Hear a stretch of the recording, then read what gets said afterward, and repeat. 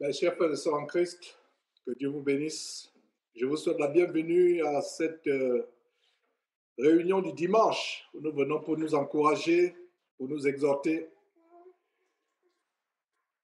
J'espère que le son est bon pour tout le monde. Ce qui est plus important, c'est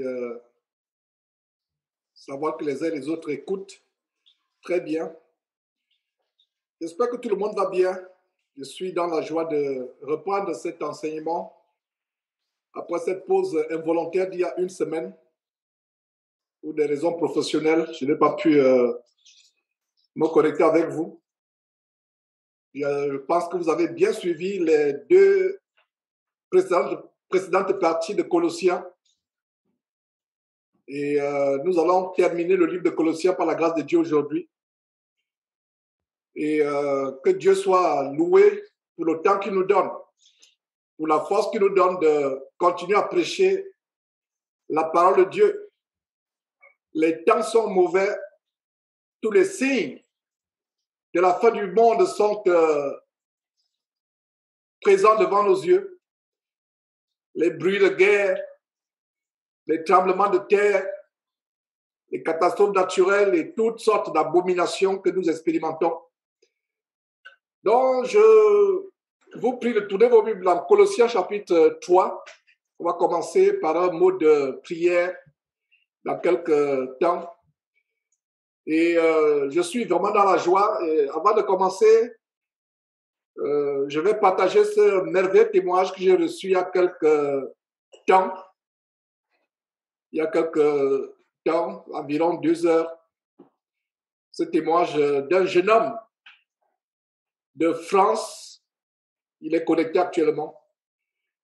Il écrit ceci. Je te suis depuis 2013, mais c'est que l'année dernière que j'ai décidé d'abandonner mes péchés.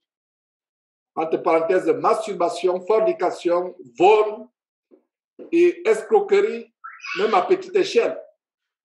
Donc, c'est encore frais et je n'ai pas envie de retourner à ce que j'ai vomi. Et voilà donc un témoignage qui est encourageant de quelqu'un qui suit depuis 2013. Donc, ce n'est que récemment, 1 an. Donc, ce n'est que environ 10 ans après que ces enseignements ont porté du fruit.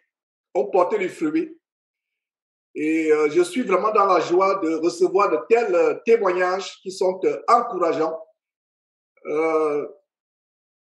Notre travail, et le mien en particulier, c'est de s'aimer l'évangile.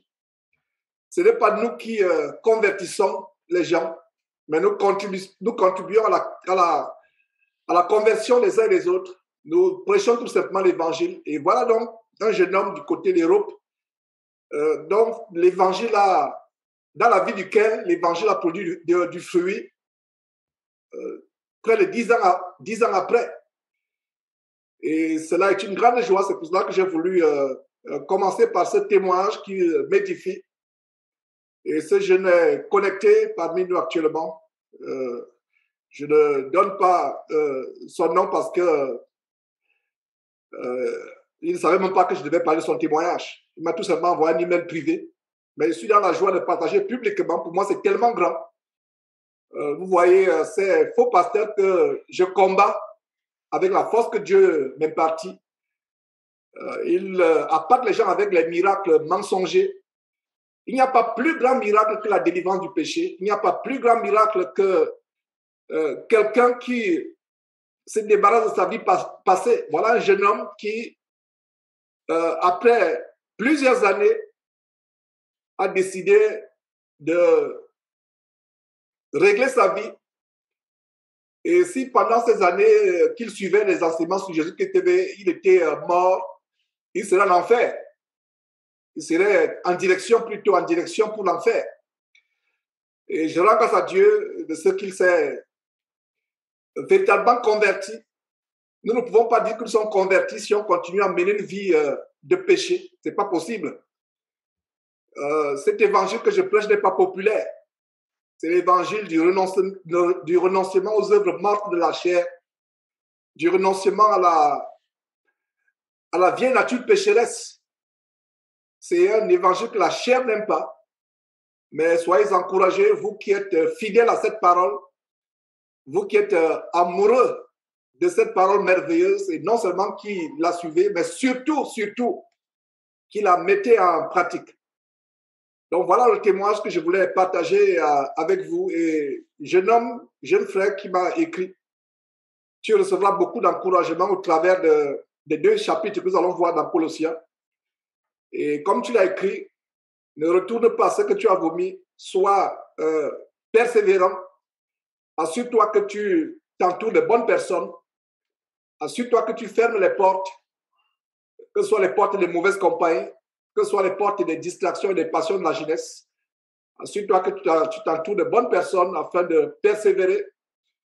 Les temps sont mauvais, mes frères et sœurs.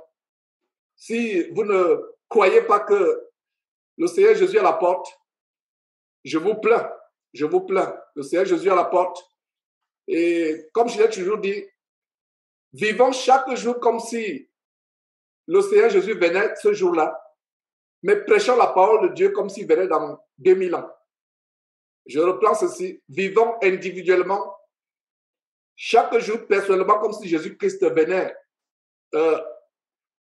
aujourd'hui, dans n'importe quelle seconde de ce jour. Mais pour ceux qui prêchent la parole de Dieu, qui sont dans l'un quelconque des ministères, prêchons comme s'il venait dans 2000 ans, parce qu'il y a des âmes à sauver. Alors, je suis content.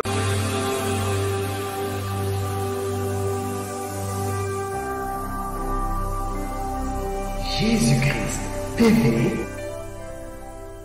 vous connaîtrez la vérité et la vérité